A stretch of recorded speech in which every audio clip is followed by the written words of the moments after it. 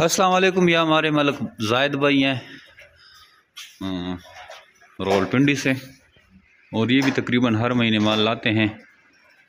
अभी भी लाए हैं एक पेयर और वज़न इसका पूरा है।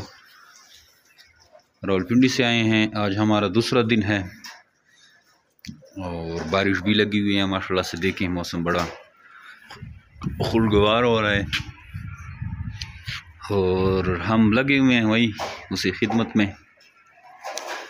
खरगोश ले रहे हैं, ख़रीदारी धड़ाधड़ से जारी है। तो कोशिश करते हैं आज भी हम ज़्यादा से ज़्यादा वीडियोस बनाएंगे आपके लिए। जितना टाइम मिलेगा उतनी ही हम वीडियोस बनाने की कोशिश करेंगे।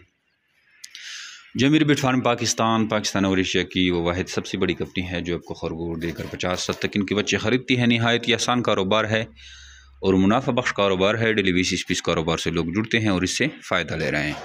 अगर आप भी ऐसे कारोबार के बारे में सोच रहे हैं तो ये जमीर बिट फार्म पाकिस्तान के पास जमीर बिट फार्म पाकिस्तान का हिस्सा बने और घर बैठे लाखों रुपये मुनाफा हासिल करें। हमें व्हाट्सअप करें अपना नाम और शेयर का नाम 0300 294 94 94 पे। आपको सारी मालूमात व्हाट्सअप की रिगार्डिंग व्हाट्सअप के नंबर पे भेज दी जाएगी। Thank you. अस्सलाम।